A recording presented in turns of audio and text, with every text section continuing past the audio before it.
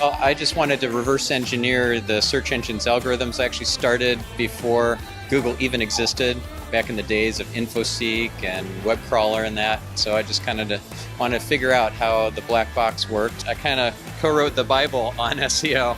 This is the Art of SEO, and it's actually more science than art, but yeah, it's a great fundamentals book. It's really soup to nuts what you need to know, and it's even used as a textbook in universities. You have to keep up with the algorithms. You also have to be ahead of the game in terms of what your competition's doing. You can kind of reverse engineer what your competitors are doing. You can use tools such as SEMrush and see what featured snippets they've gotten and go after, maybe steal some of their featured snippets. My best advice for those who are concerned about algorithm updates, either Fred or Panda or Penguin or some other algo update that's even unnamed. Algo updates happen all the time, and they're going to happen in the future constantly. And in fact, it's going to be hard to try and recover from a situation where you've already gotten penalized. It's best to be preventative in your behavior. So don't do stuff that is at all gray hat, certainly not black hat, but gray hat stuff, things that you would be embarrassed to tell a Google engineer you should not be doing. And think in terms of the AI, the artificial intelligence, machine learning algorithms are going to be smarter than you at sniffing out what is spam and what's legit. So spinning articles, paraphrasing them, rewriting them, using Markov chains, any of that sort of nonsense that is not focused on adding massive value to the user is going to get sniffed out. One of them is to focus on revenue over users, and that's going to get you either penalized or it's going to hurt your engagement metrics, which will eventually mean your rankings will drop, because user engagement is a critical signal or set of signals. And it's not like Google is spying on your Google Analytics. They say that they're not doing that, and I believe them. But they are looking at dwell time. They're looking at click-through rate from the search results. If somebody pogo sticks going from your site to another site in the search results very quickly, that tells Google that your site is not very good. So you want to really focus on delivering value to the user. Yeah, so offsite SEO is really about link building and content marketing, creating something that is so link worthy that people can't resist to link to it.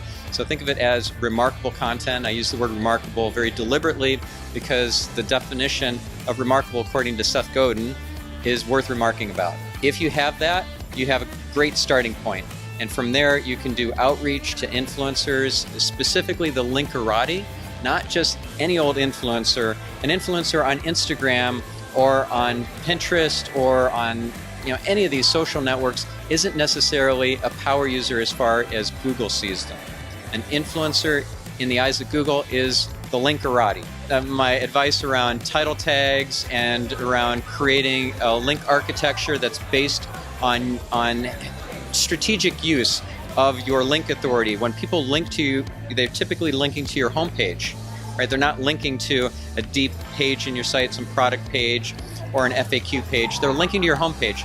And so how you link is basically the way that you spend your page rank, your link authority. Now you can't see what your page rank is. That's a top secret algorithm inside of Google. Even back in the day when they provided some indication of what your page rank was, it was only just kind of for entertainment purposes only.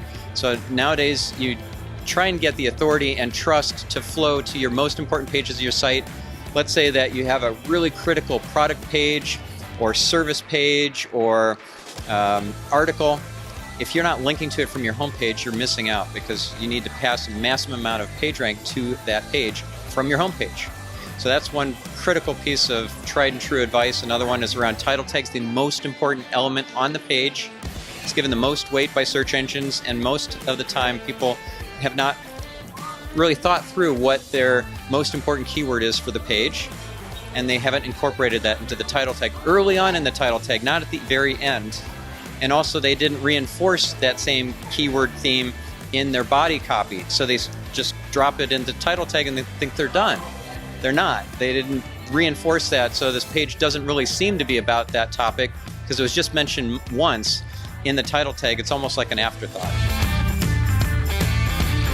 I guess the most important strategy change that people need to understand is the focus on machine learning and artificial intelligence, that you're not going to be able to outsmart the Google algorithms because they're going to be smarter than us. SEO is about strategy more than tactics. In the Art of War, Sun Tzu said, tactics without strategy is the noise before defeat. So I think strategy is the solution.